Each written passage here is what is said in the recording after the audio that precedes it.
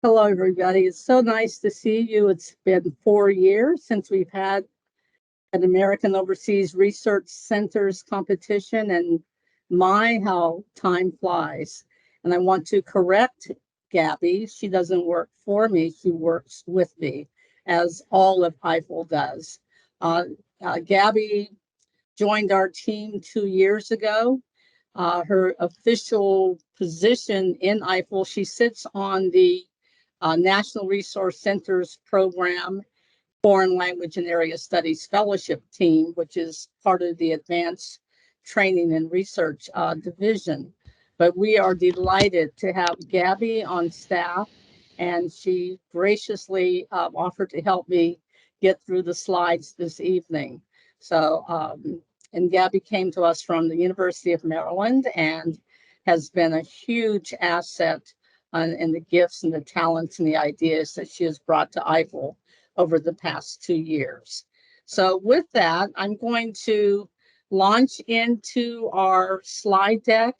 The information is not drastically changed from 4 years ago, but of course, with time and with the direction that the department has gone over the past 4 years, we needed to update you on that. And just to go through the presentation so you can have a better understanding of the expectations that we have for this competition, and knowing that March 26th will be here before we know it.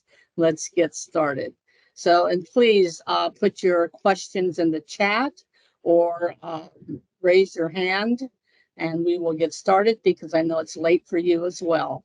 So thank you for joining the webinar, and let's go.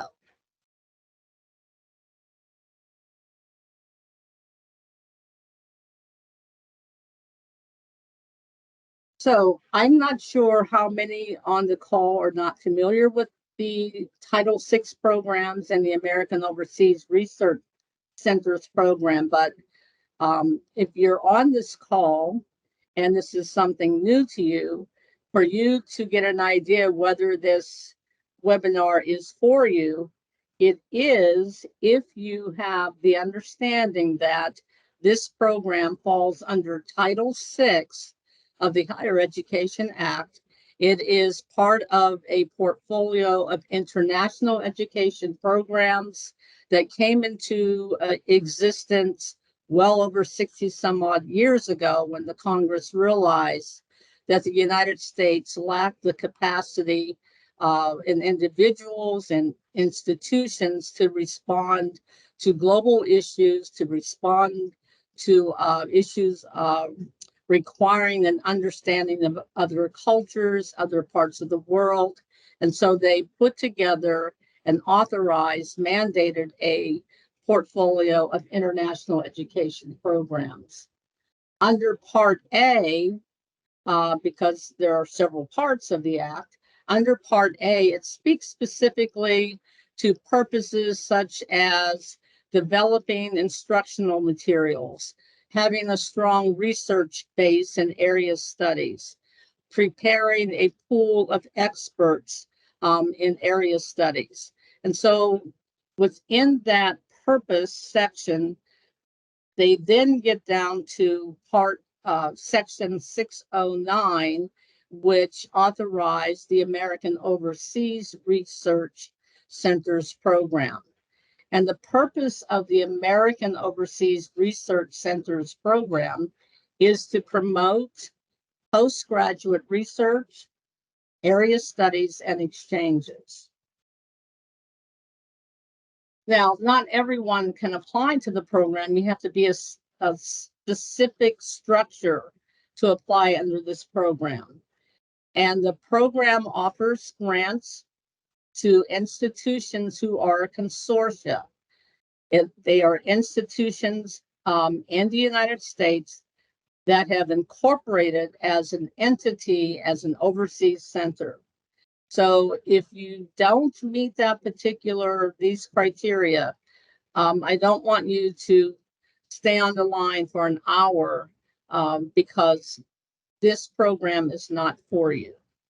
However, if you are a consortia of U.S. institutions of higher education who has put your resources together to establish a center overseas to promote area studies, postgraduate research, and exchanges, please stay on the line because this webinar is for you.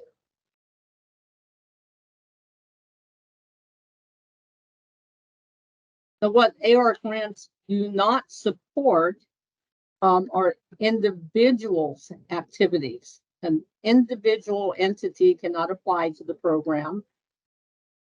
It's always institutionally based in partnership and consortia. It does not support personal costs to work with an international colleague on a research project. And the program does not support research on behalf of a U.S. laboratory, foundation, business, or nonprofit educational entity. And I put those examples in there because I often get questions such as, and the example I will use, I work for the Hershey Company in Pennsylvania. They want to know how we can improve our cocoa or the types of cocoa we put into our product. I want to go to West Africa because I understand West Africa has the best cocoa in the world. Well, that would not be an appropriate activity for the American Overseas Research Center. If you were a postgraduate researcher that has matriculated through a U.S. institution of higher ed, and you're doing research that requires the support of the West Africa Research Center, then you would avail yourself of WARA. But as an individual applicant with that purpose, it would not qualify for AORC funding.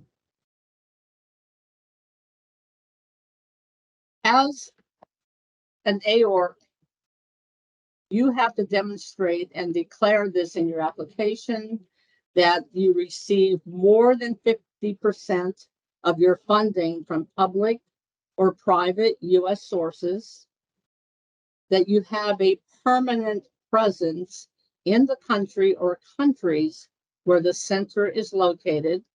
And you will notice that the legislation does not define permanent presence. But obviously, permanent means that you're not shifting, you're not moving around, but there's a stable place for you to provide those services. But how that permanent presence looks, that is depends on your resources and your facilities. And another requirement, you are tax exempt. You're a tax exempt organization under the IRS code. The allowable cost for the program: operation and maintenance of overseas facilities.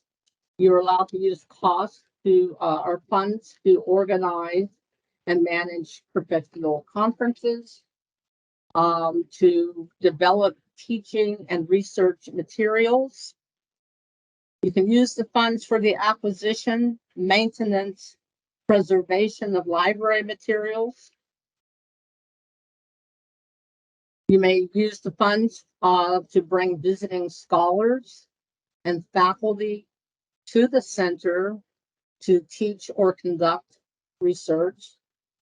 The monies may be used for faculty and staff stipends and salaries, faculty, staff, and student travel, and the monies may also be used for the publication and dissemination of materials for the scholarly and the general public.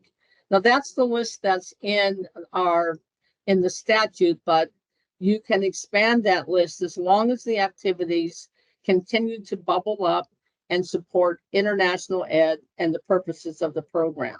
This is not an all-inclusive list.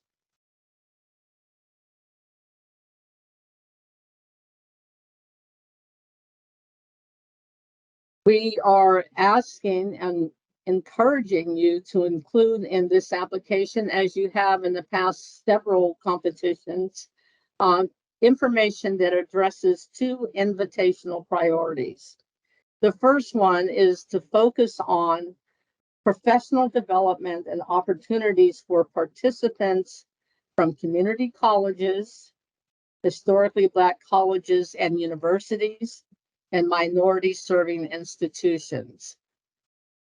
The second invitational priority is open access to center-related research studies, your conference proceedings, online libraries, digital archives, instructional materials, scholarly publications, and other resources related to the scholarly and cultural foci of the center.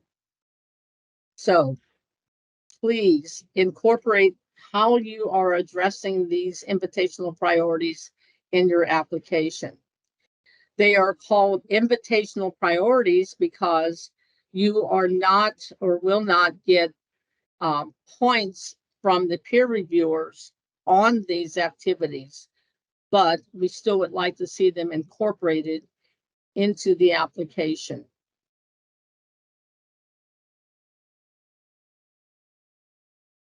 And as I just mentioned, that the invitational priorities are not scored, which means you will not get a competitive preference over other applications in the competition by including this information.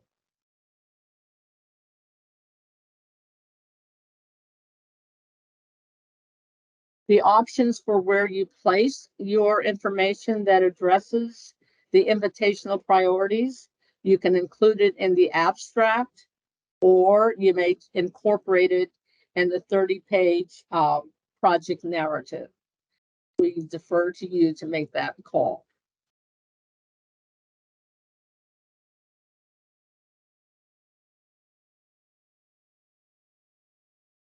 The AORC grants follow the template on grants.gov. And these are the parts of a grants.gov application template.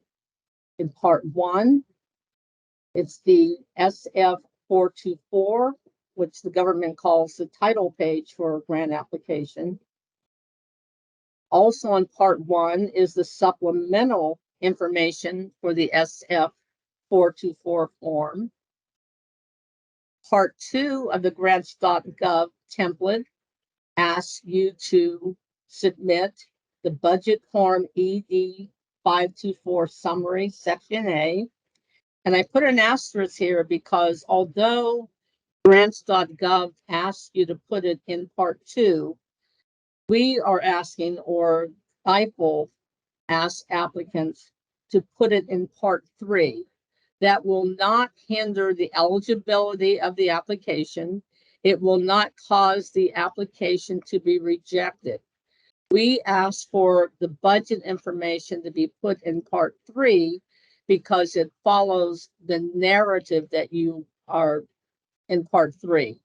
So the readers, to put it up front without any context as to what those costs are supporting, it's disjointed. So it makes more sense logically and in presenting the information for you to discuss your narrative, the activities that you are going to conduct, to discuss how you're responding to the selection criteria, and then put the budget to say, see how these things fit together. So that's why I put the asterisk that although grants.gov, you will see them requesting the budget in part 2, please do not put it in 2, but put it in 3. And again, I cannot emphasize enough, it will not impact the eligibility of your application, nor will the application be rejected.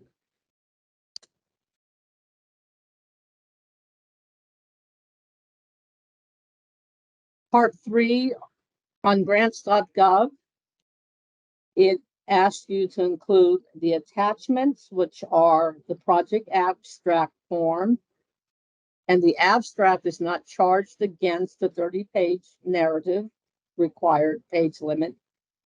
Part 3 includes the program narrative attachment form. And those are the pages where you respond to the selection criteria.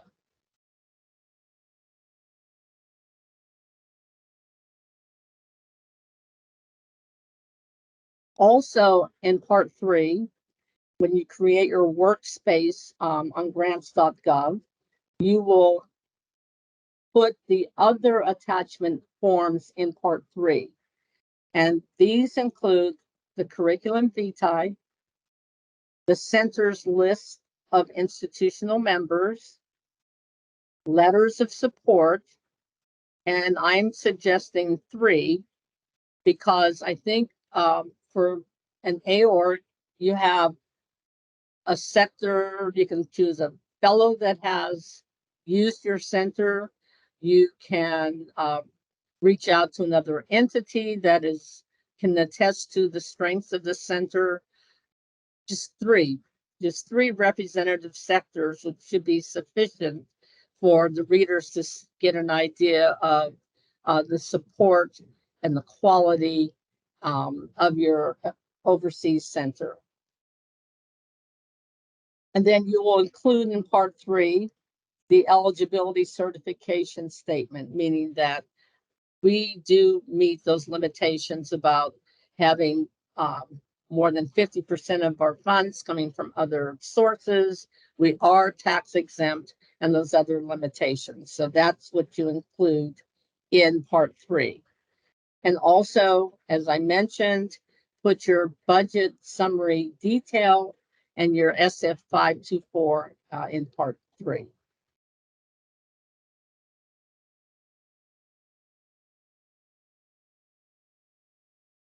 Part 4 is where you will put the mandatory Department of Education and government assurances, those certifications, the new GPA, the GEPA section, 427 provisions, and other assurances, the lobbying form, and the disclosure of lobbying activities, which you always will enter on there. We do not conduct any, but the government requires that form. So that goes in Part 4.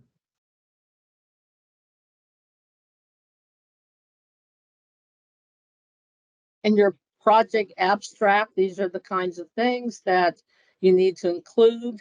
And as far as the application package, I'm referencing page 29.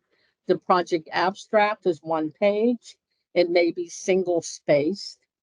It introduces the readers to your center.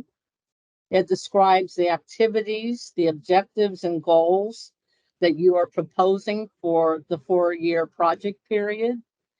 It articulates a compelling justification for federal support of your center.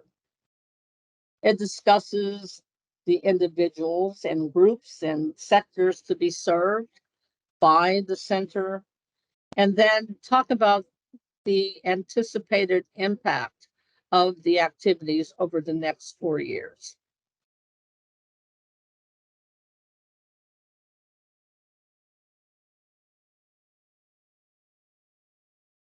I'm going to pause. Are there any questions so far before we get into the real meat of the application, which is the program narrative?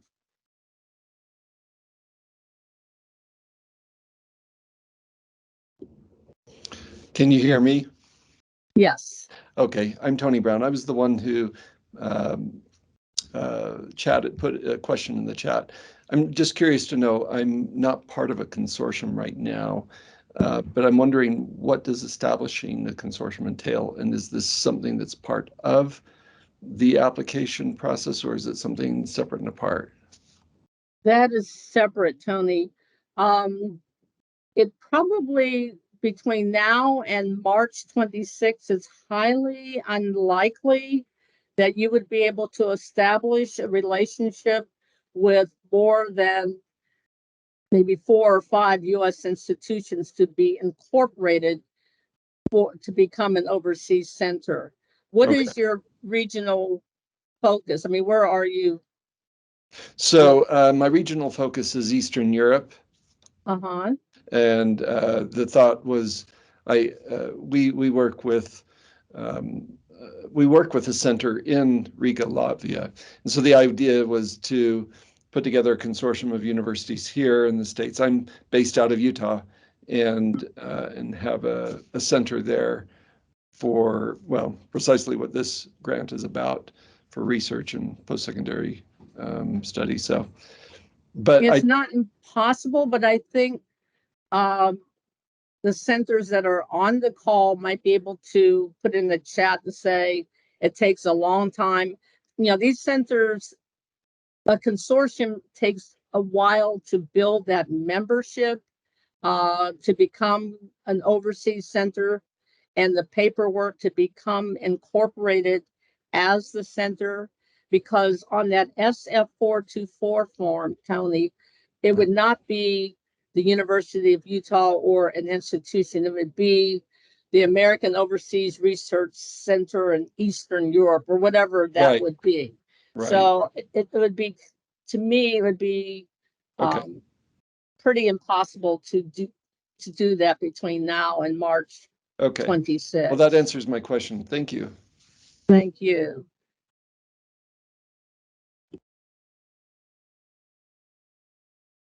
Okay, so we'll continue. The project narrative tells your story through 6 selection criteria or chapters.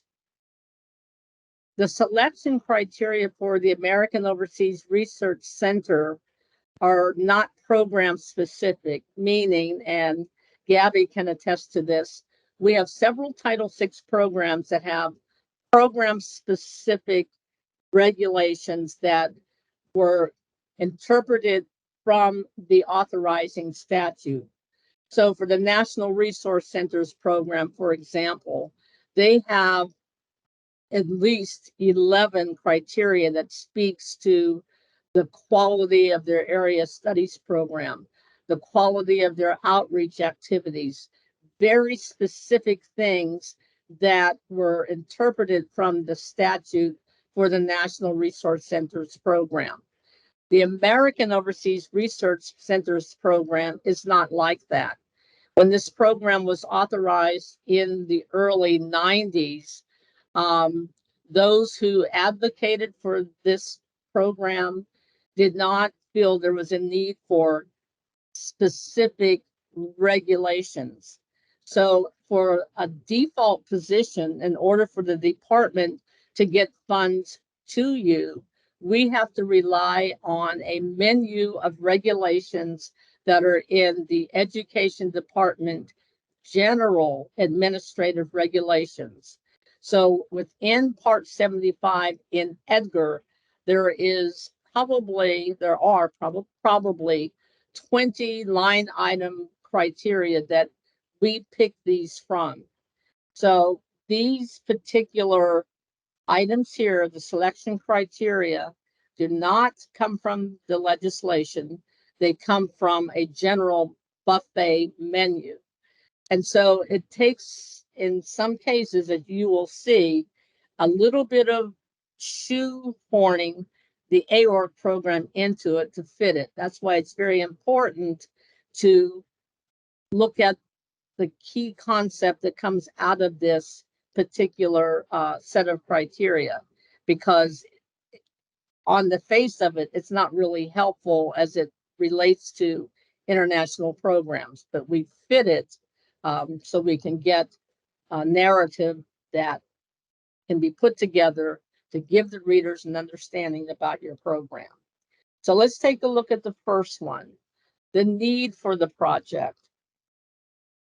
The need for the project takes into consideration the magnitude of the need for the services to be provided or the activities to be carried out by the proposed project.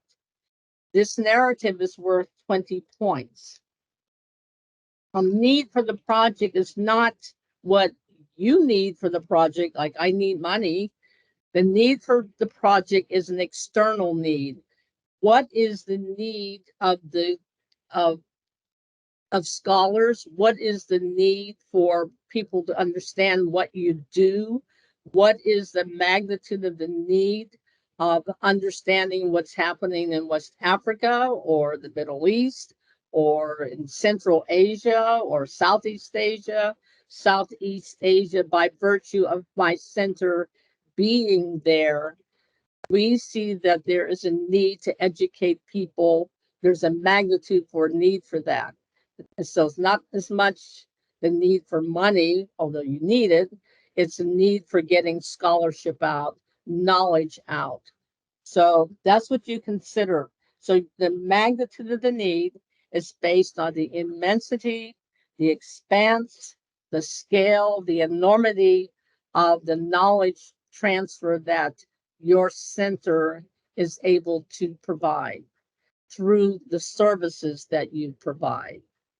So that's where your narrative, that's the direction that the narrative needs to go.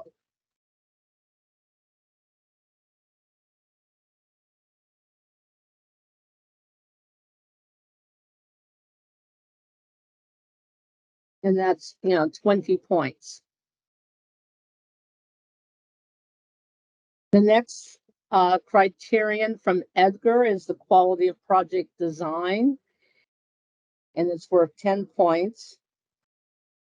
And for an AORC program or a discretionary grant program, we don't often use the word design with it, but we can make it work. We have to make it work. So when you look at the design of an American Overseas Research Center project, you're looking at the extent to which the goals, the objectives, and outcomes to be achieved by the proposed project, by your center, are clearly specified, and are they measurable, the extent that they are measurable.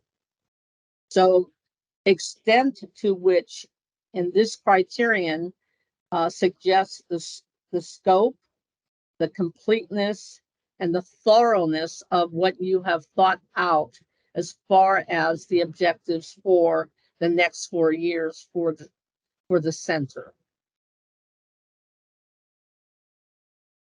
And that part I, or the first part of that criterion, is 5 points. Those of you who have applied to and have received grants in the past, you will notice that the technical review form or your comments do not break out the point value. For this cycle, I was asked by the Office of the General Counsel, who reviews all of the notices for our competitions. They suggested, and I thought it was a good idea, not only for you to know how to respond and how much real estate to dedicate to the criterion. It will be very helpful for the readers in scaling and assigning points to each response. So the first part of this, the extent to which the goals, objectives, and outcomes to be achieved, how well those are articulated, how thorough they are, they will be evaluated 1 to 5 points. The other aspect of the project design is the extent to which fellowship recipients or other project participants are to be selected based on academic excellence. This is not, the AORC program is not a fellowship program, but I know some of you will use your monies to offer opportunities for postgraduate researchers to come to your center, and you characterize it as a fellowship. So that's, you can speak to that. But the main crux of this is, what is the basis for selecting them, the fellows or the participants? How do you make a determination of offering these opportunities to these participants? How intentional are your efforts?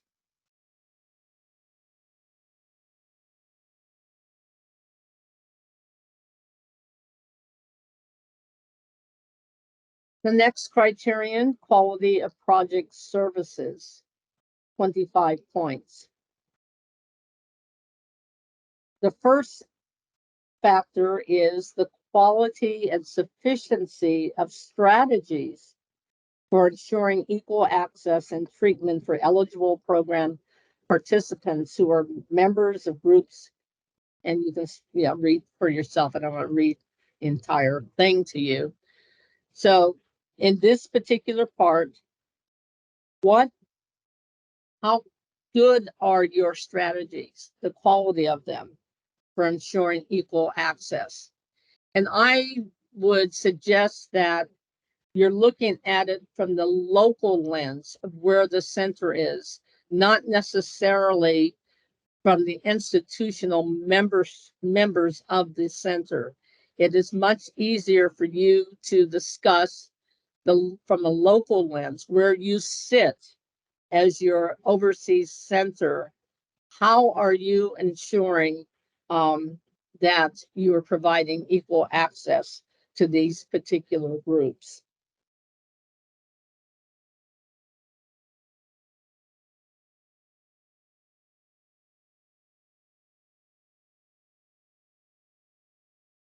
And quality of project services. Again, the strategies, are they good and are they good enough? It's not that you just talk about that they are good, but the sufficiency of them. Are they good and are they good enough to address that particular part of the criterion about equal access?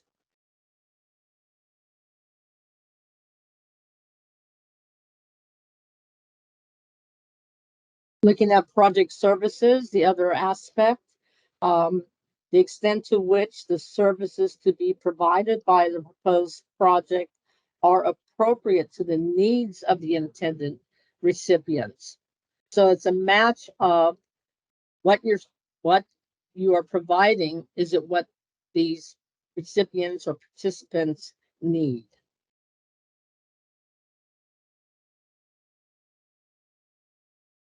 So is it fitting for them? Is it suitable? In considering their needs, are they useful and do they have efficacy?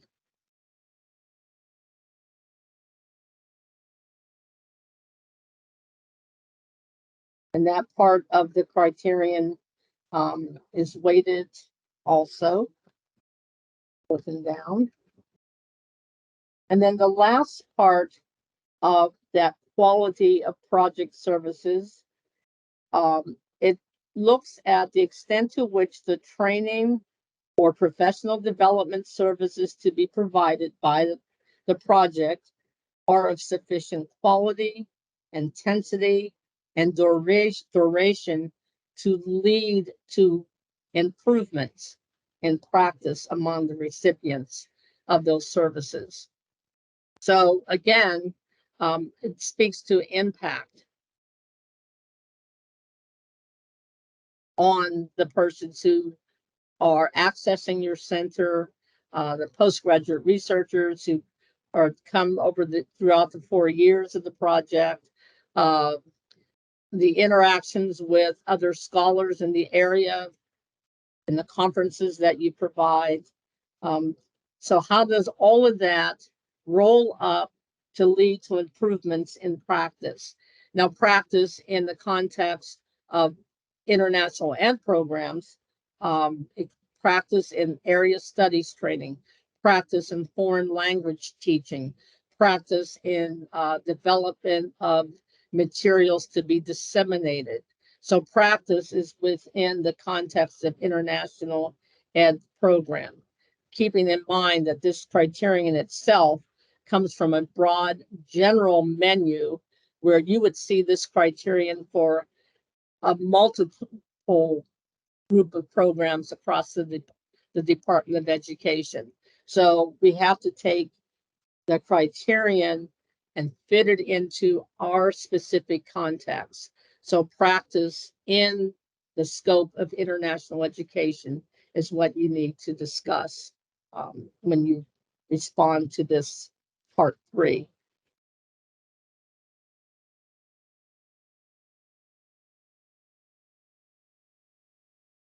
So again, a key concept As far as the practice, our scope, our realm is international education.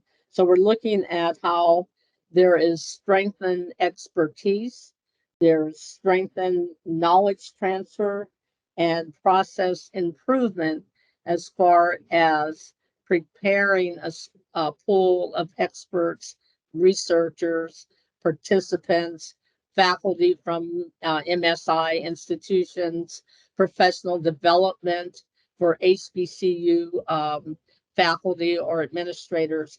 How are your activities contributing to that expertise and improvement in international education?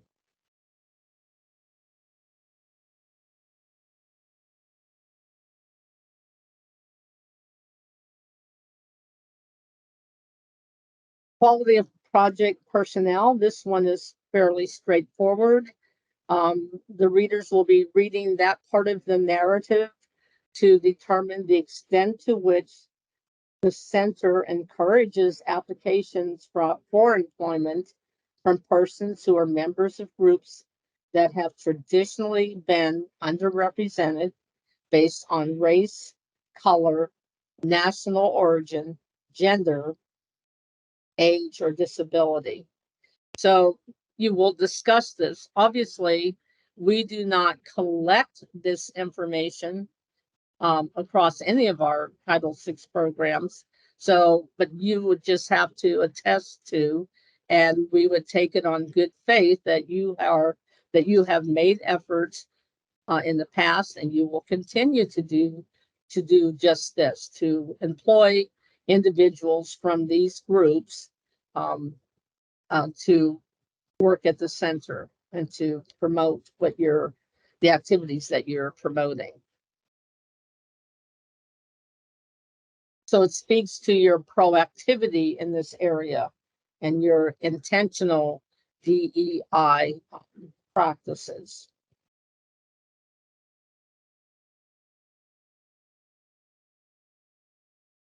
Continuing with the quality of project personnel, you're looking at the qualifications, including the relevant training and experience of the project director or principal investigator.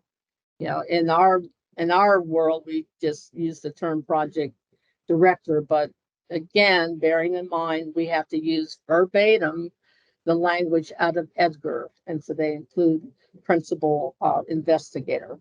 But the point is that you will discuss the qualifications of the project director for your particular center. And again, the vitae and information in the appendices will support what you talk about in the narrative. And so key concepts, again, it's relevant. The expertise is right on target. You have the right person, right time, taking that center in the right direction.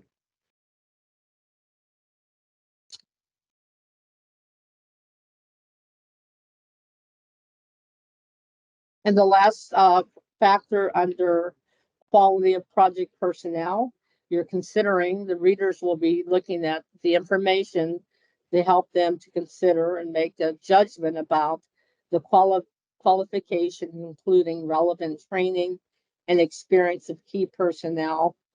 And did I repeat this? Hold on. Oh, I'm sorry. Okay, the one preceding was specifically the project director. And this particular factor, you're looking at all of the key personnel at the center and their qualifications and relevant training. So same as the previous two, as well as persons who understand the center's mission and goals. You want people on your team that are team players who possess the attributes that will contribute to the center's success. And that includes the persons that you hire that are, overseas, and your administrative support staff of the offices here in the United States. Again, we limit that support though, because the major piece of this is the American Overseas Research Center piece. But in talking about your key personnel, folks that are people who will be working on your project, you need to demonstrate that you're all pulling in the right direction and that the success of the center relies on everyone.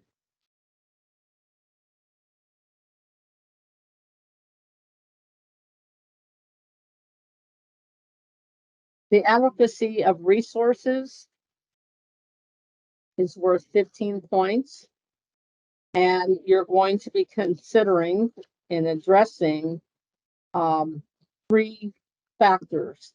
The first one, the adequacy of support, including the facilities, equipment, supplies, and other resources from the applicant organization or the lead applicant organization.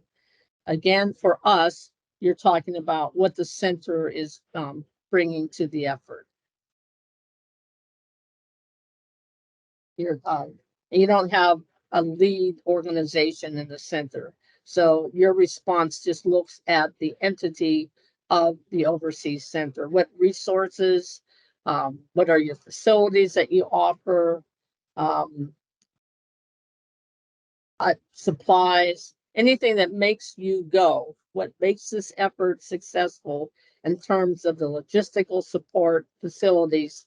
This is what you discuss in part 1, and that's worth 5 points. Adequacy of resources, you're looking in factor 2, the extent to which the budget is adequate to support the proposed project. And this speaks to the scale. Make sure that what you're requesting in your budget is matching to the scale and the scope of the activities that you're discussing in the application.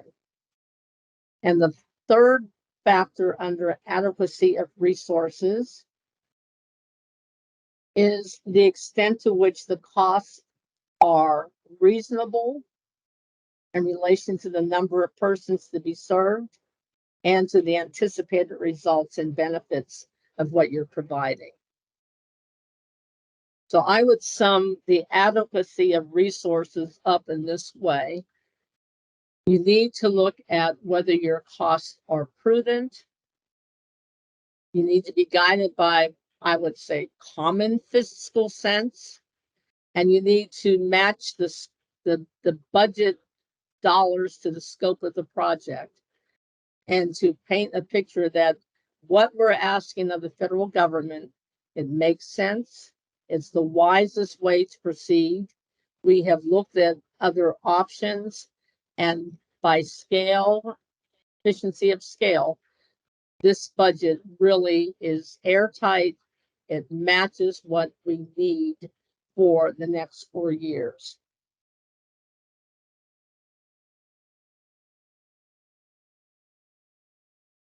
And in this, you can also talk about the commitment that you have from other stakeholders in what you're doing, in addition to the scale, the scope, and whether your costs are prudent. Any questions on E or?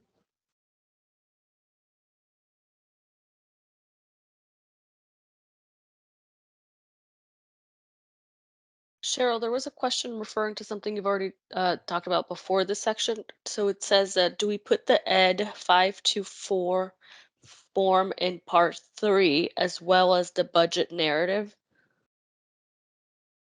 Yes, the detailed part. There's a summary part. The budget consists of the summary section A, and then the summary section C, the detailed budget, that goes in part C. But within responding to this particular criterion, which is a good question, I'm glad the person asked it, that goes in the narrative part C, but the actual budget document and the details that support that grid that we'll get to in a few minutes, that goes at the end of part 3.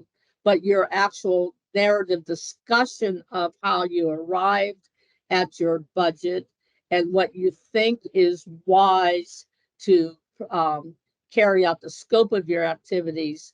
That narrative discussion is in part 3, is part of the 30 pages. Does that make it clear? Who asked it?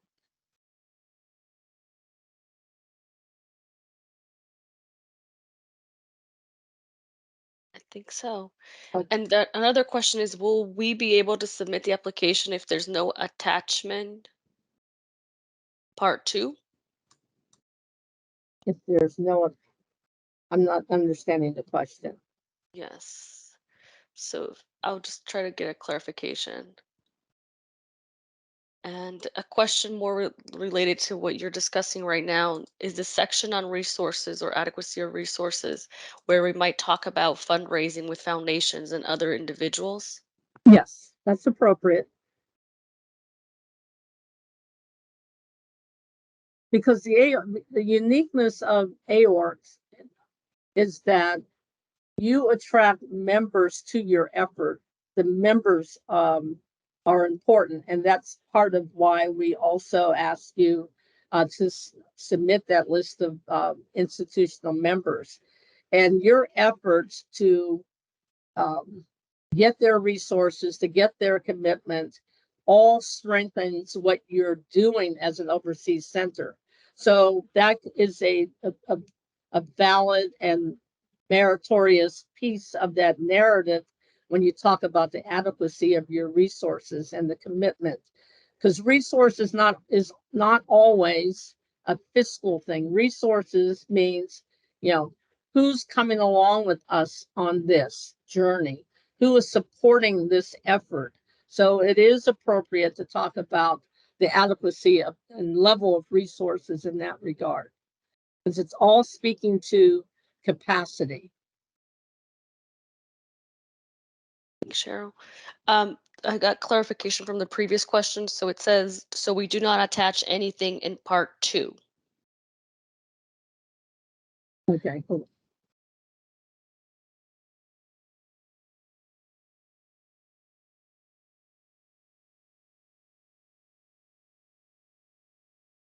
One sec. Back to what grants.gov.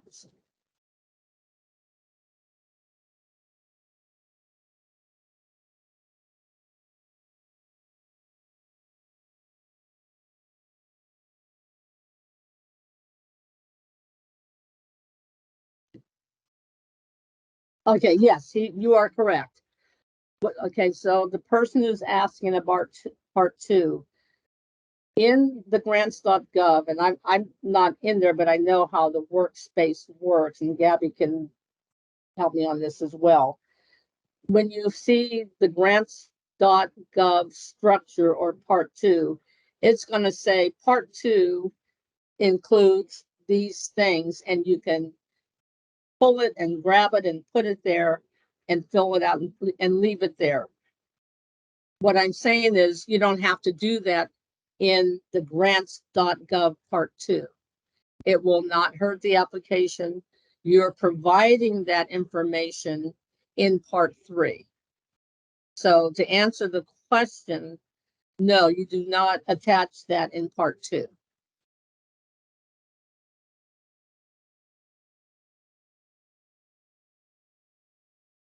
And if you do, if you just want to do that, I'm not saying it won't reject it. It just will mean that the information flow for the readers won't be as smooth and as it should be. But yeah, I'm just suggesting put it closer to the narrative in part 3. But grants.gov will just say this is what goes in part 2 across the government. Agencies that use grant.gov, part 2 for us includes whatever that agency's budget form is. Does that help? And I'm just saying you don't need to put it in part 2 because you will be providing it in part 3. Because it relates to part 3 better, because it follows the narrative. And so the follow-up question is that piece is understood, but what if they don't attach anything in part 2? Will grants.gov accept the application? Oh, yes, yes, it will. Excellent. Yeah, and that's not new. When I was comparing the slide deck from 4 years ago, that was in there then, and that's how the application came in. So no, it will definitely accept your application.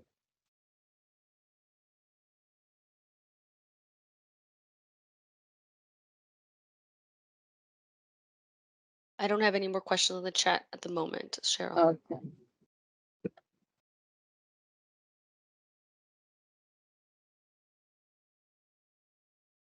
If you want double insurance, if you're like me, when I think about things, put it in both places, if that will make you feel better. But seriously, it will not reject the application. It will not cut the application off. Grants.gov will not reject the application. When we get the applications here, we download them, we go through them, and there is a thumbnail contents on grants.gov when we get the application. And when the applications transfer over into our G5 system, it comes in as one document and we can see each piece. And almost always, everything is there that you put in there. Gabby, am I correct? Because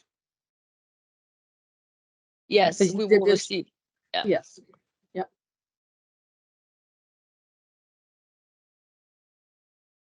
Okay, continuing. Quality of project evaluation.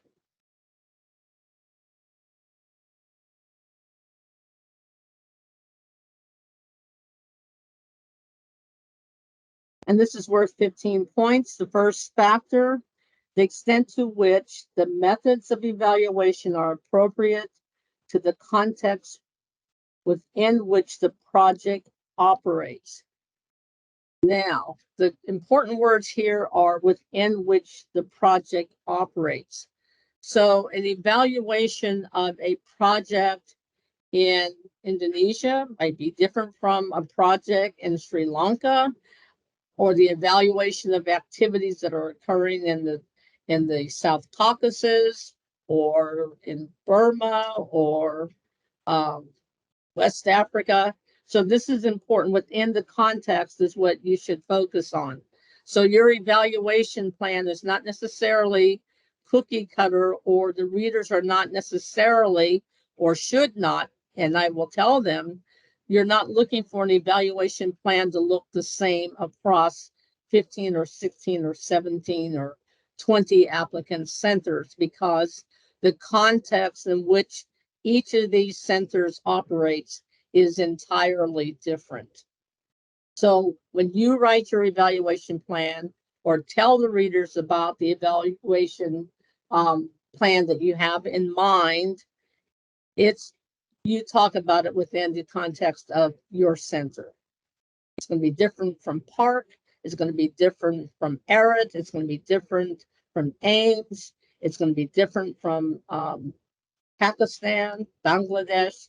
So I just want to impress upon you that you articulate what the evaluation activities and the planning activities are in the context of your center. And so that naturally goes into part 2, the extent to which the methods of evaluation are thorough, they're feasible and appropriate to the goals and objectives and outcomes of your proposed. And I'm going to substitute project with center, your proposed center. Again, 5 points. And the last part of the evaluation criterion, the extent to which the methods of evaluation will provide timely guidance for quality assurance. Now, timely guidance for you determine what that is.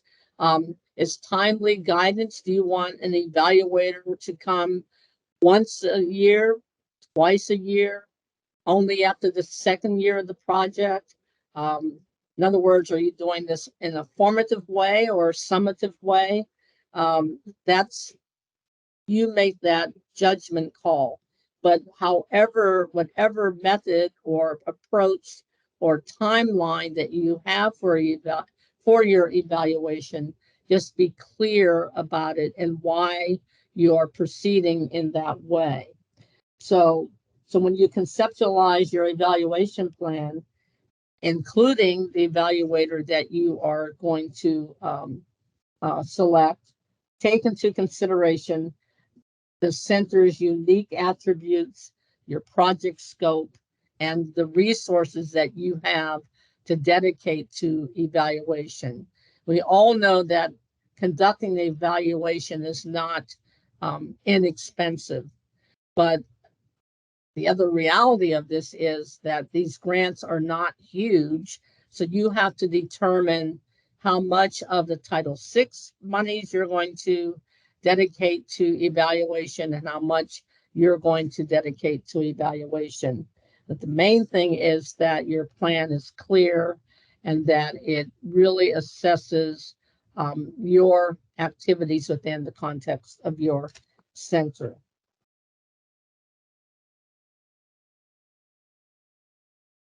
And you're also considering, as I mentioned a moment ago, what kind of evaluation is best for your center.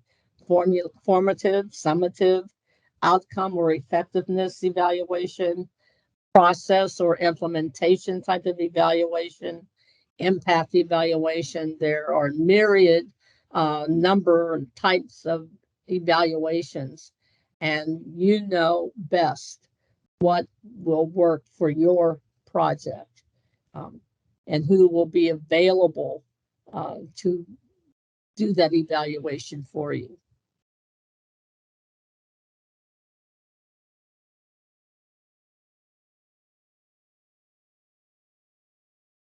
You're looking at the budget, and this is a screenshot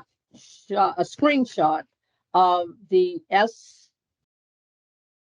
424 form summary A. It's on pages 30 and 32 of your application. I mean, it's talked about on those pages. And I want to really highlight that please only submit summary section A.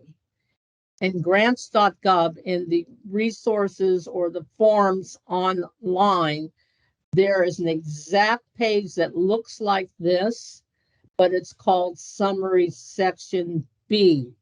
You do not want to submit B. Summary section B is used for programs that have a mandated legislative cost share or matching requirement. For example, the undergraduate international studies and foreign language program that this office administers, they have a matching requirement. The Centers for International Business Education has a matching requirement by law. AORC is not that. What we talk about when you attest to the fact that 50% or more of your funding comes from other resources or other sources, that's not a matching program. That's just saying we have support from other entities. But you're not required by the program that if Title VI gives you $60,000, you have to do a dollar for dollar match for you to qualify to get that $60,000. Those are totally two different things. Summary budget B is that latter example, that if you get $60,000 from IFLE, then you have to match every one of those dollars. So if you submit summary budget B and you put in there personnel $10,000, travel $5,000, whatever the case may be, anybody, an auditor or anybody can just randomly say, I want to see an AORC grant budget. And they will say, oh, I see that this particular center said on summary budget B that they're going to match the monies on that page. Have you held them to that? Have you held them accountable to that? And I will say no, because this is not a matching program. Well, they said, well, that's what they said they're going to do. Get on it. So I don't want that to happen, because this is not a matching grant program. So do not submit summary section B in your application.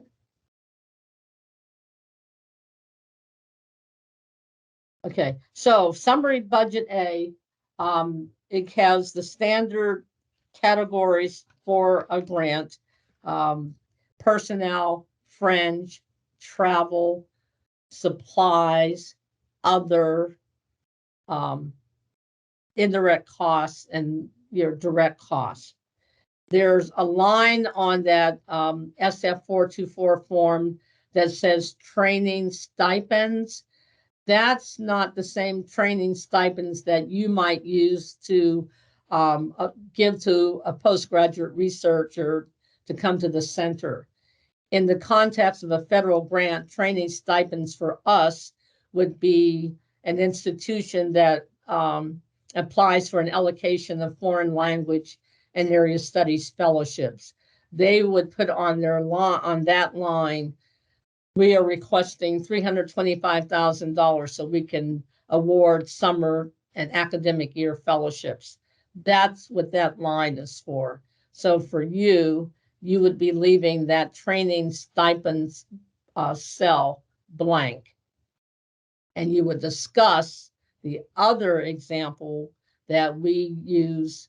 We conduct a competition to bring postgraduate researchers over, and we give them a modest stipend of $5,000.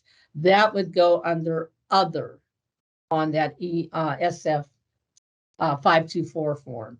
So leave training stipends blank on the form. What was the question? I assume it popped out. Gabby, was there a question? It says, I assume that if we think we can make good use of the money, we should apply for the maximum amount for each of the 4 years. I'll get to that. Yes, yes, your assumption is correct. But the other side of that assumption is, depending on what is finally appropriated for the whole program, you may not necessarily get that, but I encourage you to ask what you need. Yes, you definitely should. Now, indirect costs on that SF 524 form, there's a line for indirect cost rate. Some AORCs declare it or ask for it, others do not. It's not required for this program, but if you do request indirect costs, the rate for it is 8%. So that's the maximum for that our office or ED has for this particular program. It's 8%. But you do not, and most of the AORCs I have noticed over the years do not request an indirect cost on the grant.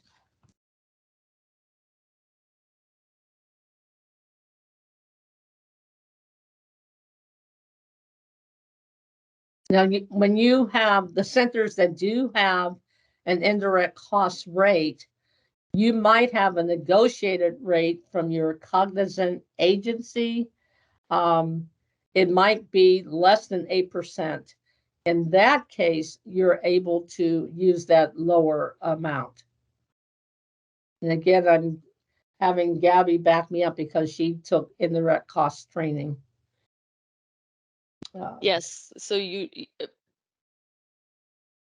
that is correct. So Okay. it would be your no, but the program is the maximum is 8%. Right. Okay.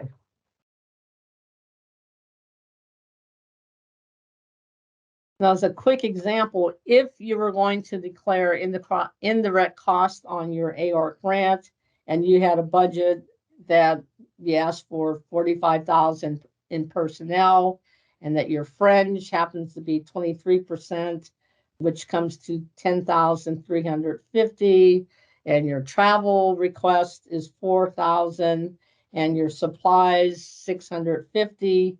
The total direct cost $60,000. Using the 8% for our grants, 8% of that would be $4,800. So your total cost for the grant would be $60,000. You would put that on that cell on the SF 524. You would enter $60,000, and then on the indirect cost box, you would enter 4,800. So the total that you're asking of us or from us is $64,800. And that's just an example if you declare an indirect cost on the grant.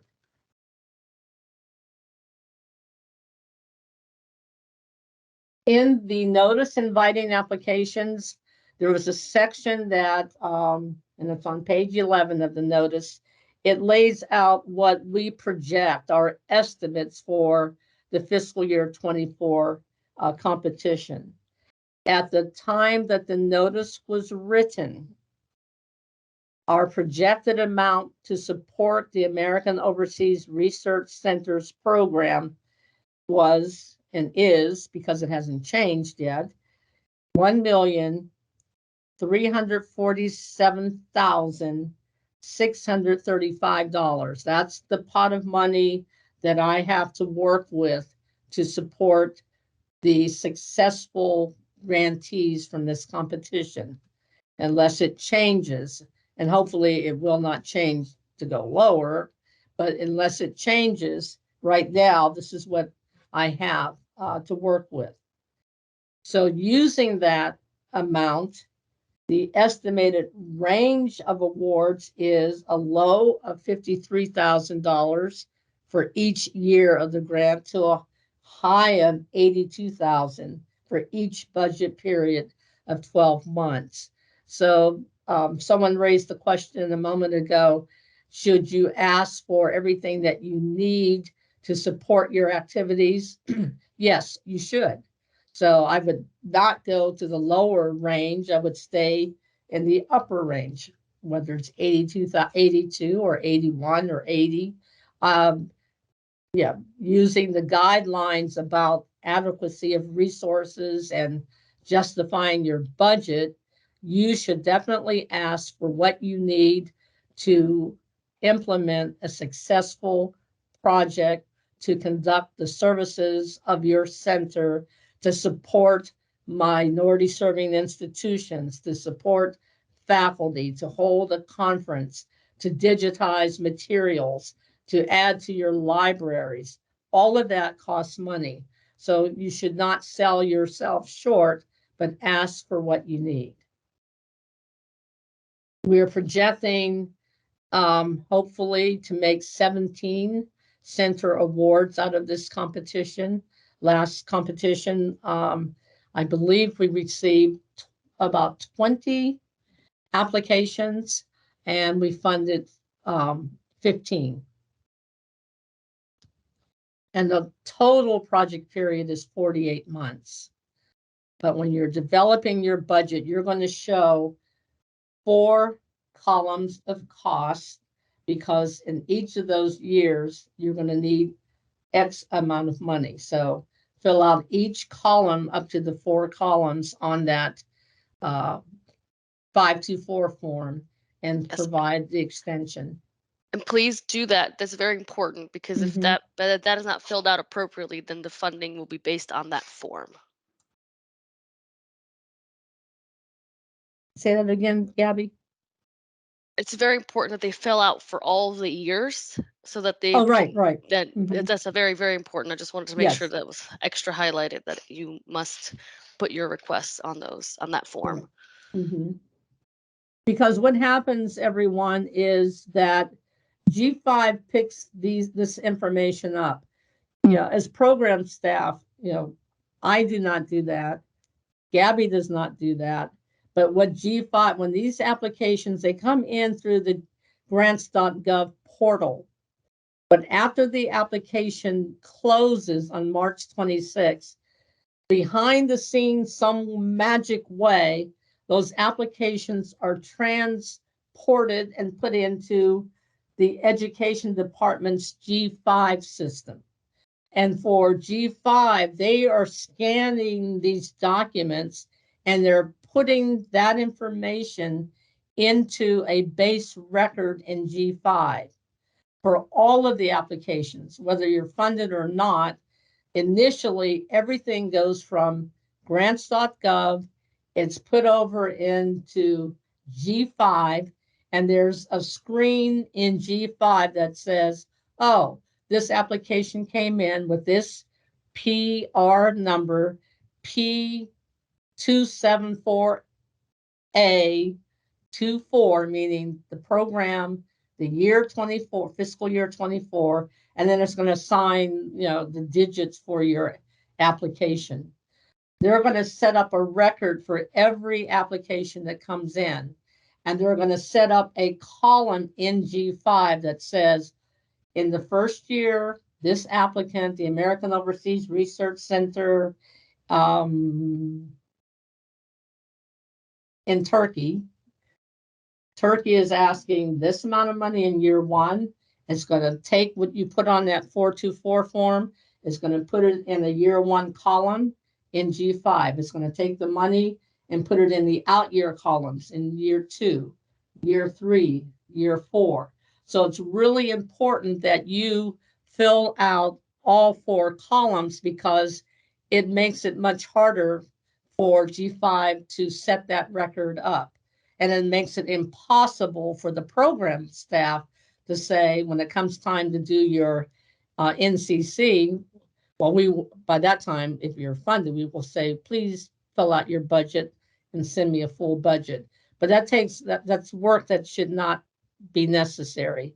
If you do it up front correctly by filling out all of the columns in the 524 form, please do. And then your budget section C should also have detailed information for each out year of that budget. So the things that we're asking, there's always a reason for it, because the systems, the automated systems here in the department depends on the thoroughness and clarity of what you provide up front.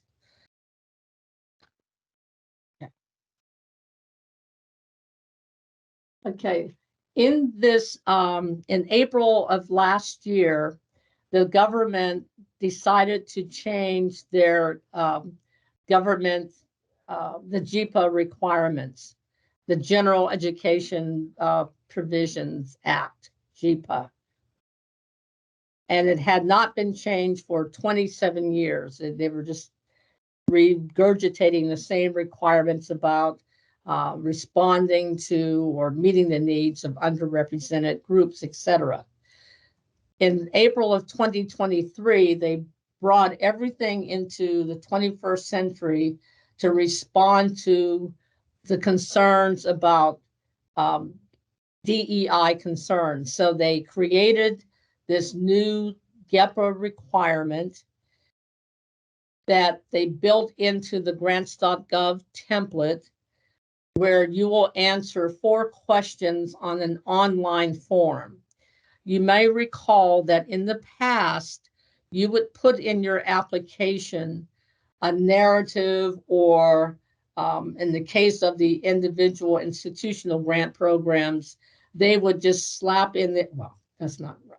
They would put into their application the document from their human resources office to say, oh yes, we definitely promise you that we do these kinds of things for these kinds of groups, and they might give an example and they put that in the application. That was the process for 27 years. They changed it to say, let's ask 4 questions of all applicants that are applying for federal funds.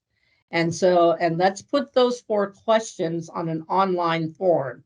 So when you go into grants.gov, you're going to see a form that's still going to be called GEPA requirements 427, but it will be a box where it opens up, it expands, and you will write your responses to the questions. And so the 4 questions are, and again, to make this easier for you, use the lens of your local, of the center itself. So for question number 1, describe how your center's mission or your policies, and again, this language is to cover government-wide. The GEPA requirements are government-wide. So that's why it's written this way. Describe how your entity's mission, policies, or commitments ensure equitable access to and equitable participation in the proposed project or activity. Now, I was reading some background information as to why they changed GEPA, and that's where I read that you should use it using the local lens. So you're going to answer this question based on where your center sits. And then also the second question on this online form, based on your proposed center, what barriers may impede equitable access and participation of students, educators, or other beneficiaries?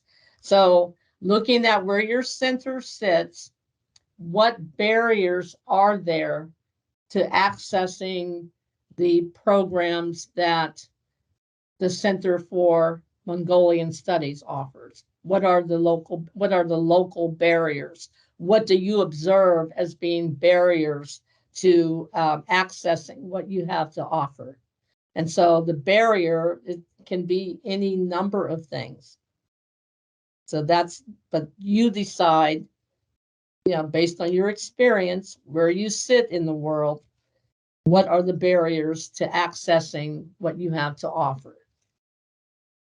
The third question on that online form is, based on the barriers that you have identified, what steps will you take or have you taken to address these barriers for equitable access? And I'm looking at this can go in any number of directions. If your center is so the facility itself needs to have more ADA compliant access to the building itself, so the participants can get in there and participate in a language class or hear a lecture or participate in a conference, that's a barrier. So it can be psychological barriers, it can be physical barriers, it can be social barriers, it can be cultural barrier, anything. The barrier is what you define. But again, it's through a local lens. And then the fourth question on that online form is going to be, what is your timeline, including targeted milestones for addressing these and identified barriers? So your timeline might be a simple answer. We started doing this at this time, it's ongoing. So the timeline is not future, the timeline is we started this a year ago, 5 years ago, or since the center has been in existence, and we will continue to do this to remove these barriers.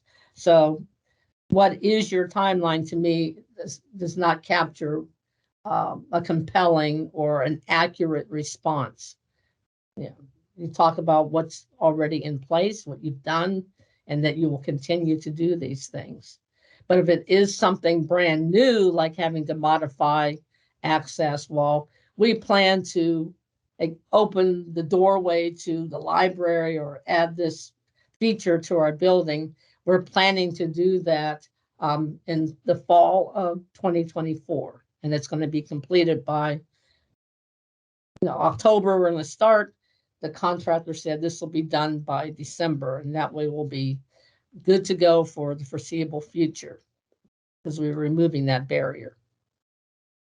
But what I want you to see here is that this is a new form within the application online system. Now, one thing, answering these 4 questions online does not replace what you talk about in the narrative. So don't skip over that piece in part 3 to say, oh, I'm going to answer these 4 questions. Don't make that mistake. You have to answer these 4 questions, but it's not in lieu of responding to the project narrative, to what they're asking in the project narrative.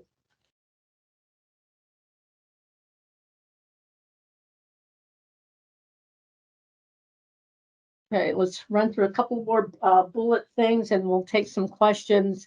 In terms of grants.gov, please read very carefully the 6 pages in the application itself that tells you how to use the system.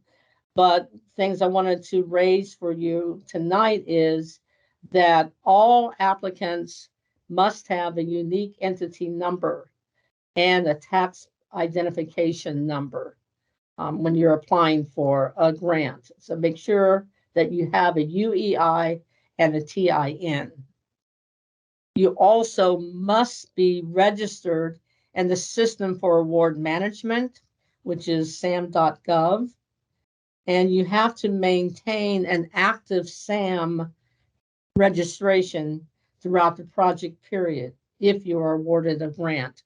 For example, if you're awarded a grant, you'll say, well, I had a SAM registration in February of 2024.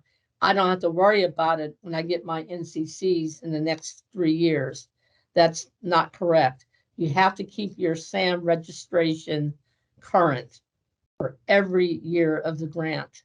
Because what happens is if you don't have that SAM registration, we can't process the grant in the out years.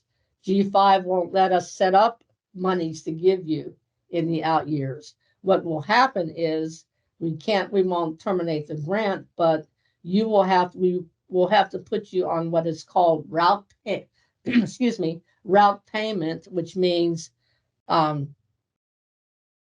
we reimburse you for the money that you draw down. So make sure you have a SAM registration, that you have a UEI, and that you have a TIN, because those pieces are tied to the fiscal financial capacity of G5 to get that money to you. And if those pieces aren't in place, we have no mechanism, or the system can't get the money to you. So make sure that these things are in place. And also, you must submit in grants.gov by 11:59 Eastern Time on March 26.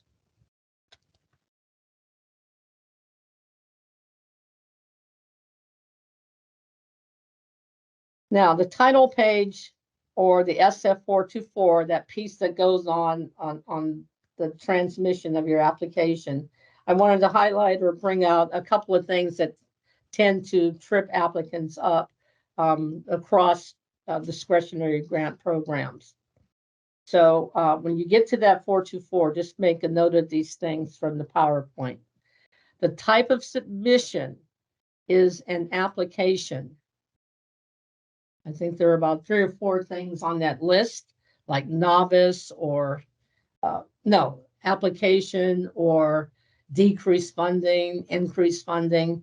Your submission is an application. You're requesting support from the government through the application. So the type of submission is application. The type of application is new. Many of you have had the great fortune of being awarded several AORC grants over the past several cycles, but this is a new request. You're not continuing. You are new. This is a new competition. So the type of application is new. Items 3 through 7 on the SF 424, leave those blank.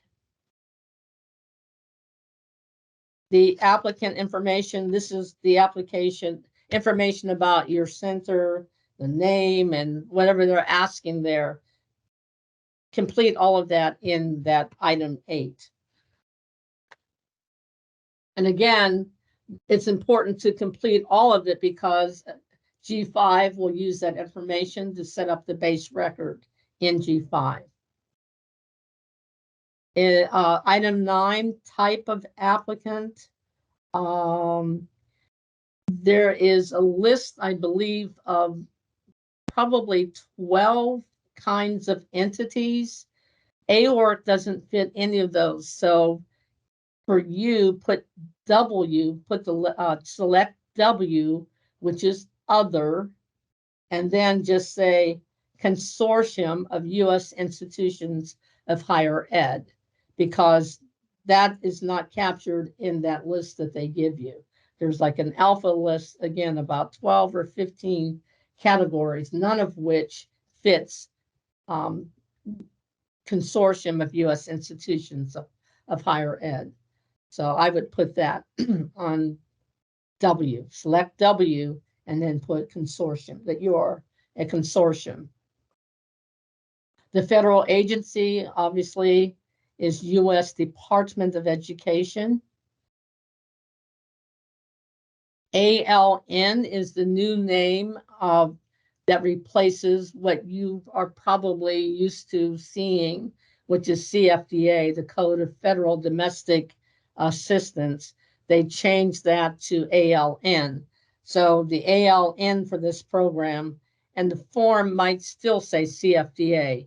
If it says CFDA, it's still, you would put 84274A. And the name of that designated for that is American Overseas Research Centers. So that's what they're looking for in number 11 on the SF 424. Again, it still might have the old name CFDA, but whether it's ALN or CFDA, you put in this response, 84.274A, and the name of the program. The funding opportunity number, or you might see FON, I don't know if they're saying FON or funding opportunity number, that's the number that from grants.gov, which is ed-grants-012624-001. That's the funding opportunity number. It's just the date that the NIA was published plus 001. In item 13, you'll repeat 84274A, American Overseas Research Centers.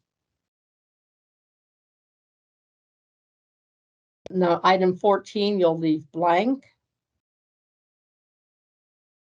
Number 15, you will put a descriptive title of your project. That's required. So it might be just simple support for the American Overseas Research Center in Turkey, or West Africa Research Center, or support for the Palestinian American Research Center, however you want to capture it. The point is that's a required field that you should fill out. And number 16 is also required. The congressional district, obviously, of where your office sits in the United States. So your congressional, your senator, representative office, what is the district number? So that's required. So you'll have to put that in. And that supports the congressional, excuse me, the congressional notification process. Always, after every competition, when you call us to say, can you tell me if I've gotten an award? And we say, well, no, I can't tell you until our Office of Legislation and Congressional Affairs contacts the Hill. Well, this is the information that they pulled that from. OLCA will say, well, this application, the congressional districts are whatever they might be, we need to contact the two senators and the representative to say, oh, by the way, the Department of Education is going to make a grant award to, and they'll tell them. So that's why that information is important.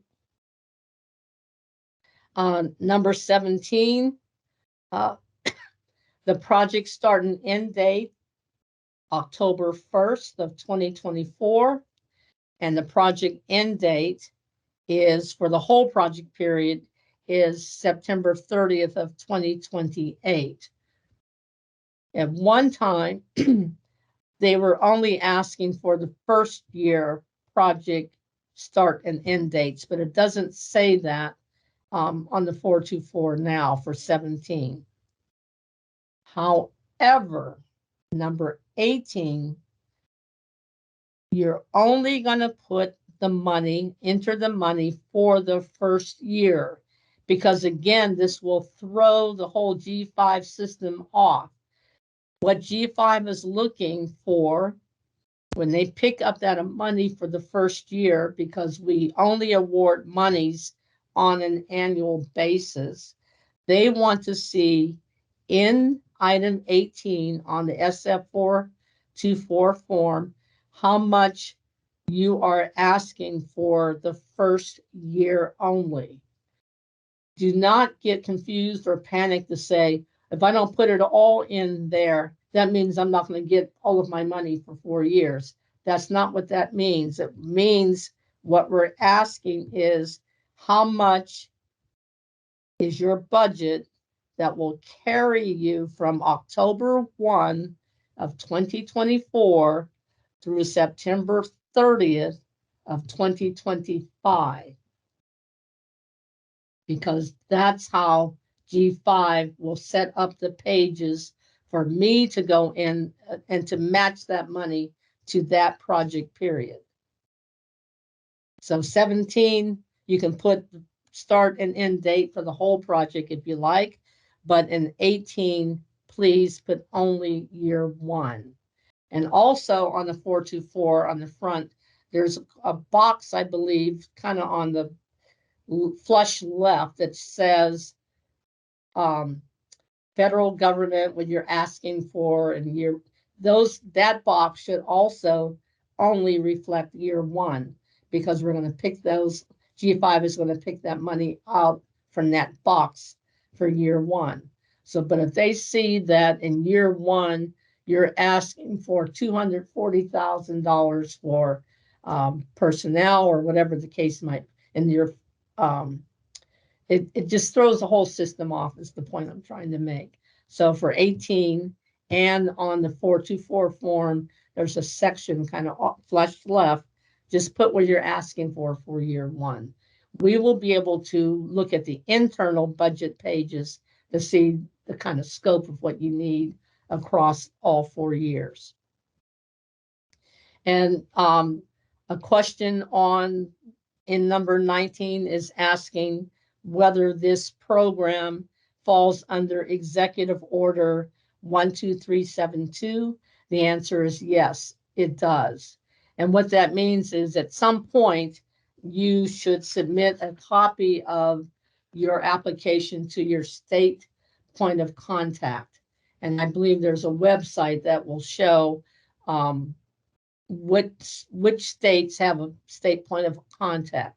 If your state doesn't have one, then there's nothing you can do. But the program itself is subject to that executive order. Now, whether you actually have a state point of contact, that's determined by going to that website and looking. Number 20 on the SF424, is the applicant delinquent on any federal debt? you have to answer yes or no. So is the center delinquent on debts? I would assume no, but answer the question yes or no. And then 21, the authorized representative, again, that's a required field. Typically, it's your financial affairs contact, because on the 424 form, you're providing information for the project director and the authorized representative. The authorized representative, again, is a person who handles the fiscal affairs and the budget for federal funds that come into the center. So you need to provide the information for the authorized representative in 21.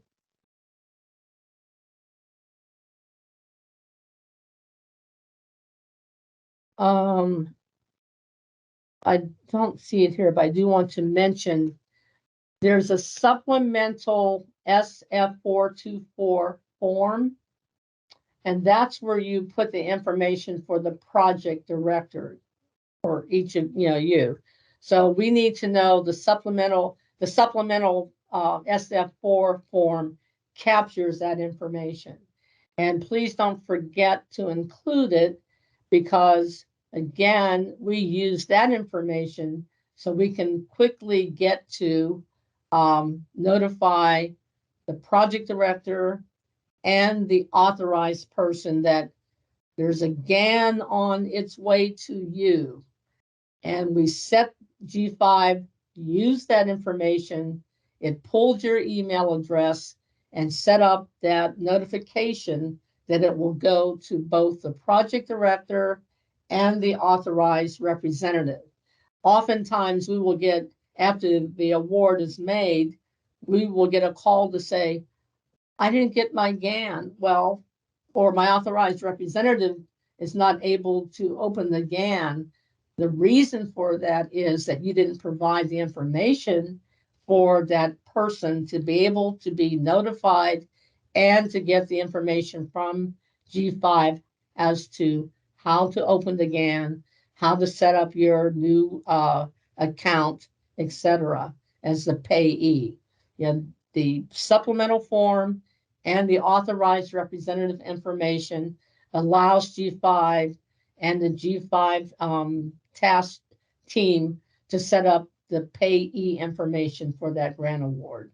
So both pieces are very important. Both pieces of information are very important. The supplemental form that captures the project director information, and providing on the 424 form the authorized representative information.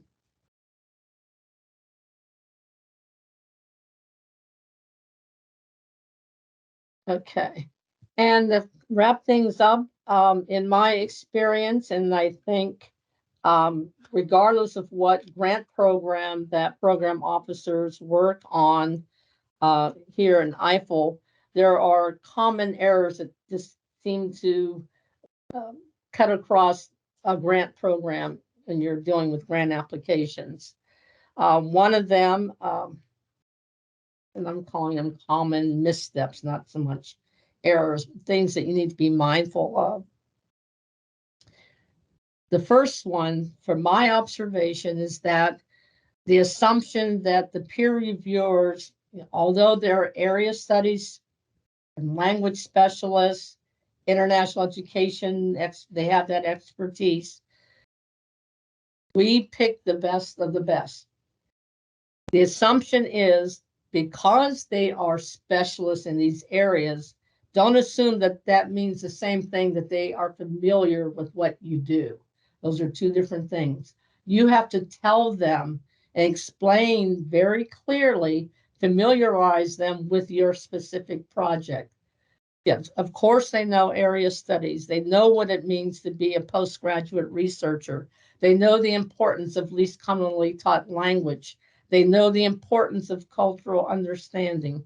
They know the importance of disseminating information, but that's their expertise. They know those things, but they do not necessarily know about the American Institute of Indian Studies. They may not necessarily know intimately about the center, again, in Africa, Indonesia, Sri Lanka, Bangladesh, Pakistan, Afghanistan. They obviously, based on their expertise, they know there is a major global need for these centers, but you can't just say, look at the way the world is. We need these centers. That's not going to cut it in the peer review evaluation. You have to spell that out and make them intimately, within those 30 pages, familiar with what you're doing, because they will sit down, they will evaluate that, they will deliberate that, they will deliberate whether, well, the case was really made very well here. It was very clear. I found the information. The 5 or 6 of the selection criteria, they nailed every aspect of that, of those criteria. This is a stellar application. So you have to really understand that we are bringing in the best of the best to do the evaluations, and it's your role to make them familiar with what you're doing, to acquaint them with what you're doing, to really give them in 30 pages, showcase your particular center. Let's see. Another common misstep, making the reviewers hunt for information. That is not what you want to do. And we advise them, I know you're frustrated. You may not be able to find it where you want it, but if you find it, you still have to consider it. You have to evaluate it. But you don't want to frustrate them by having them look for something when it should be under A or B or C or D or E, F. So don't make people look for information, because they're reading up to maybe 25 well, the whole panel is reading about 25 applications, but whether you're reading 5, 6, 7, 8, whatever the case may be, they want to focus on spending their time wisely and making sure that they're giving you the best of them. So don't make them look. Another misstep, the summary section C, the detailed budget, provides budget details. Okay, what am I saying here? Oh, in the summary budget, the misstep is that you don't always provide the budget details for all 4 years. Even if your budget seems to be the same across all 4 years, just don't say was the same across 4 years, with the exception of adjusting personnel or fringe. You need to provide the detail all the way down for each of those budget out years.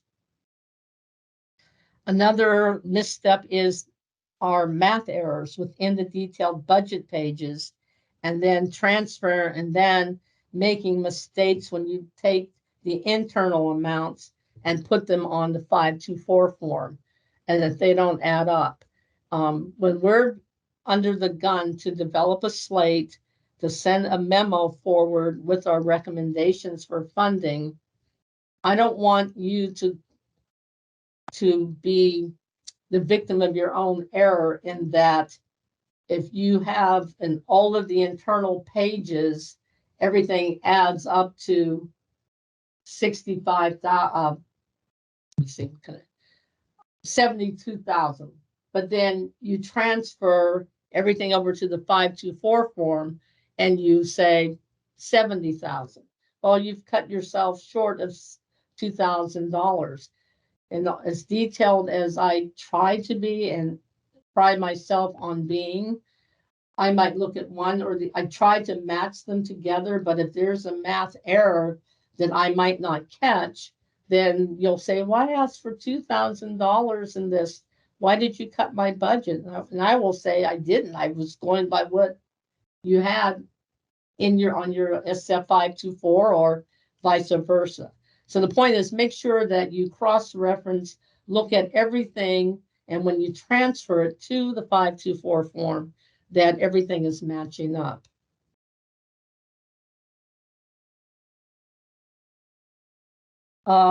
Again, another misstep, and we talked about this early in the evening, of selling yourself short on the front end of your budget request.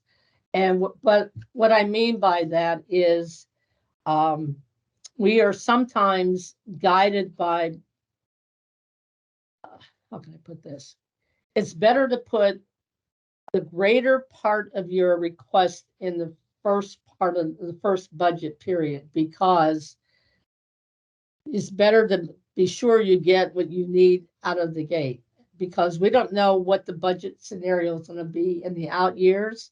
So I don't want to say, I really don't need all of this in year one. And I'm not telling you to fudge your budget, but make sure that you put your requests, your greatest needs, and put your higher dollar amounts in the first year, because I don't know what the out years are going to look like. So if you know in your planning that you're going to have some conferences, but they cost more, you're going to wait and have them later in the project period, try to rethink that to say, well, maybe I need to move a couple of those conferences up front so I have the money and a stronger budget and a healthier budget when we start out. Because again, as I said, we don't know what the out years will tend to be. And I want you to have the advantage of having a stronger start in October of 24. And number 6, forgetting to include the supplemental information form that I just talked about. Don't forget that that follows the SF 424 form. So we capture all of the pertinent information about you as the project director for the grant. Let's see. And then the last common misstep is not going through your grants.gov application and clicking this confirm that everything that all the files that you intend to upload have been uploaded. Because once it gets to us and we go through that thumbnail section and try to click on everything, if it doesn't open, that means it's not there. So, and I can't, after the closing date, say, I think you forgot to upload X. Can you send it to me? We can't do that. So just make sure that when you finish everything, click on everything that's supposed to be there, and if you have uploaded something, make sure that it's there, because again, there's nothing that we can do on this end if it's missing, especially after the closing date. And speaking of that, if you submit an application, let's say on March 10th, and you're going through it with your team, you say, oh my goodness, I forgot to tell them this. You can change that as many times as you want. You can upload as many applications as your heart desires up until 11/59/59 on March 26th. Grants.gov will just supersede the application. So if you submit one on March 10th and you decide, oh, I think I would like to change this, or I forgot to include this form, I need to submit another application 6 days later, so on March 16th, you can certainly put another application into grants.gov. That first one will not go away. It's just that the one that will be considered for the competition will be the latest one that is received and date stamped. So we go by grants.gov, goes by date stamp. So whenever the latest on-time application is date stamped, that is the one that is submitted into the competition.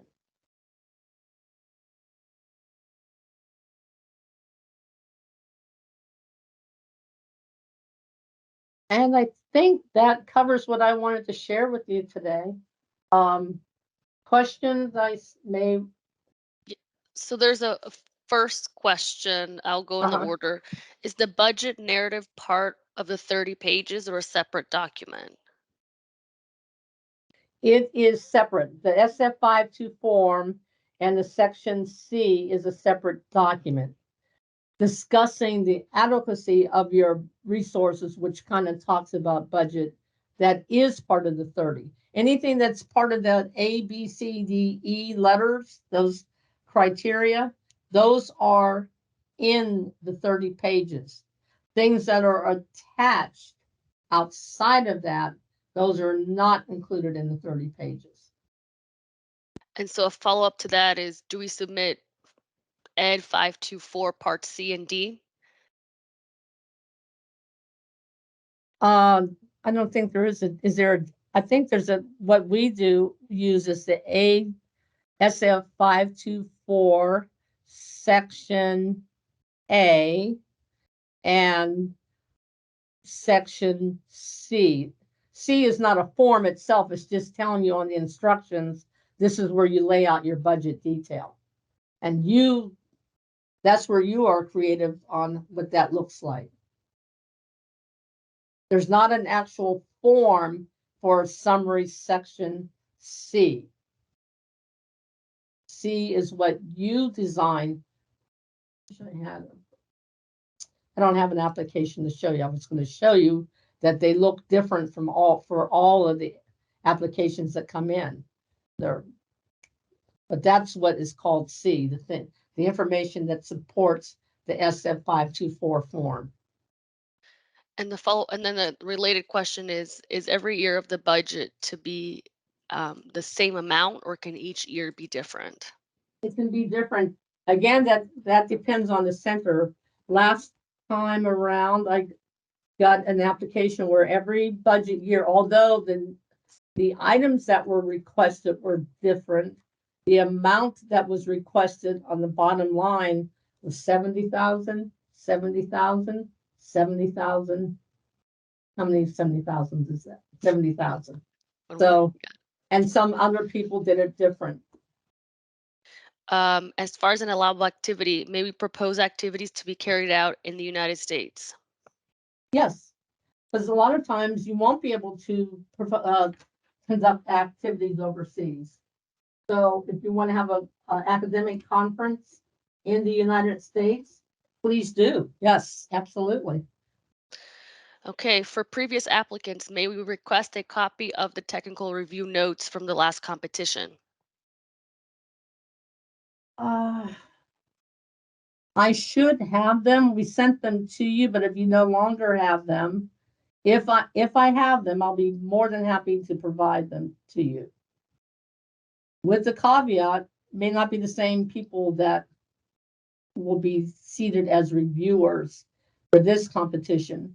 But if the purpose is for you to see where your possible weaknesses were or where you need to improve, I'll be more than happy. Like I said, if I have them, and I should, I will send them to you.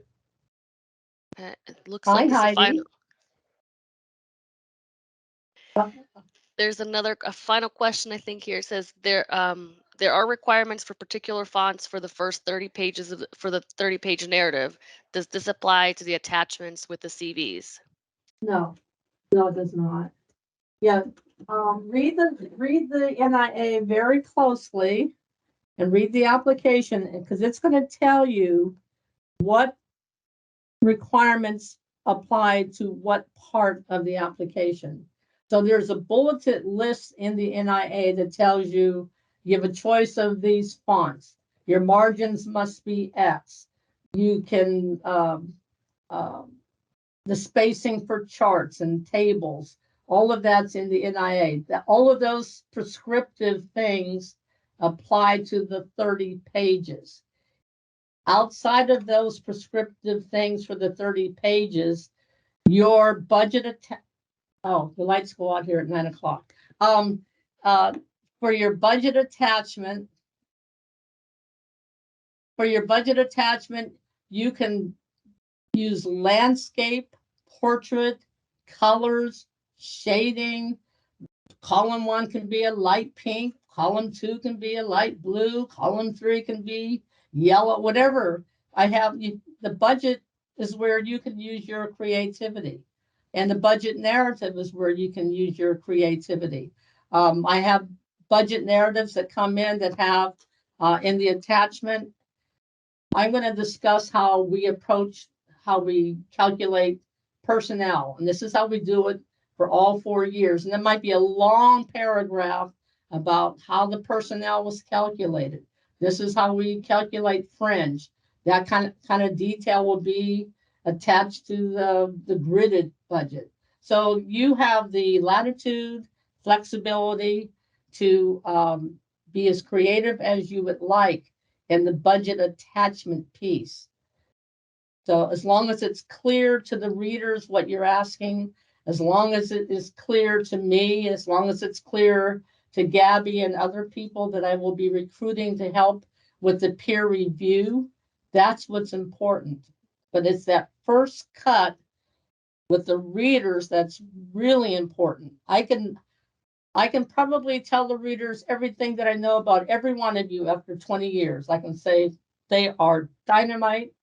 They're great people. They're doing good work. Their progress reports are just super. I know Heidi at AORC. I can tell them anything that I want to tell them. It has nothing to do with this peer review process. So you have to sell yourselves to them. I can't. And sometimes I will cringe when I hear, well, they didn't do, and I'll say, why wouldn't they do that? I told them to do that. So make sure that you're clear and that you sell yourselves to this panel. The way it works is for 2 weeks, we will, and it's all electronic. No one comes to DC anymore to read these, which, well, that's a discussion for another day, but it's all virtual. So that's another important reason why you have to be as clear as you possibly can to make your case in a virtual environment. So they're reading a digital application. They are scoring a technical review form in G5. So what drives that process that makes the real quality of the process is not only their expertise, but how they can find that information in that application, how clear your budget is, how you have made the case clear to them that when they sit down and deliberate and they are discussing the merits of all of these applications, it will shake out very clearly to them which ones are really high quality applications. And everything that I told you, we not tweak it as far as the content, but using it as an orientation for peer reviewers, they will know that when you answer the question about barriers, that I've told them it's from a local perspective. They're not going to look at it from a lens of here in the United States, how institutions respond to DEI. They're going to be looking at it through what I told you to do. They are going to look at each of those selection criteria. The same slides, actually. I will show them the key concepts that you should find in these applications are the same ones that I showed you. We just change the title page and say, this is a orientation of peer reviewers. But the same information that I shared with you will be the same information that we share with them. So there's no misunderstanding of what you provided and what we're asking them to evaluate. And Cheryl, is there a page limit for CVs? No, not really. Our usual guidance is for the project director, 2 or 3 page, more than 2 pages, if that's what's necessary. Other people, but no, the answer is no. If I didn't put a limit on there, then you go for it, except for the letters of support, because I really strongly feel that you can find 3 entities or 3 people or 3 bodies of information that can attest to your center.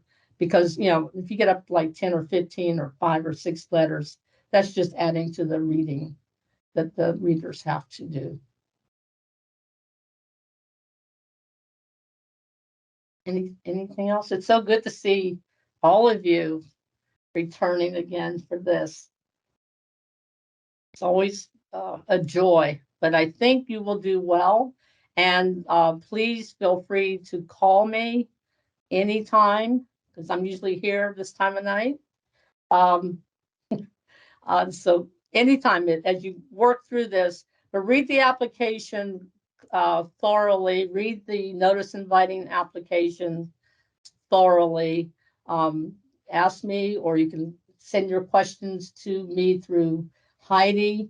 I just want to be a good resource for you, because budgets are tight and we all recognize that, but we want to get the best of the best in this program, as we do for all of our programs. So with that, I wish you all the best in this competition. Gabby, thanks again for running my slides, and I wish you all the best. Take care, everybody. Bye-bye.